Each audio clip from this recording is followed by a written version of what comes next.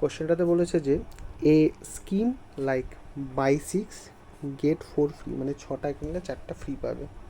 তো এটাতে বলছে যে এমআরপি যদি থাকে তাহলে ওর ডিসকাউন্ট কত হবে। এখন ডিসকাউন্ট আমাকে বের করতে গেলে আমাকে দেখতে লাগবে যে ডিসকাউন্ট কিসের উপর হয়। ডিসকাউন্ট হয় হচ্ছে এমআরপির উপর, ডিসকাউন্ট হয় আমার এমআরপির উপর আমাদের ডিসকাউন্ট হয়।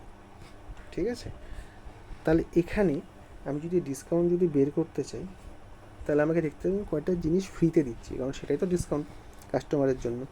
এখন ফ্রি হচ্ছে আমার 4টা, আর টোটাল আমি কয়টা জিনিস দিচ্ছি, টোটাল জিনিস দিচ্ছি হচ্ছে 6টা, আর এই 4টা যে ফ্রি দিচ্ছি, তাহলে টোটাল মিলে আমার 10টা জিনিস হচ্ছে।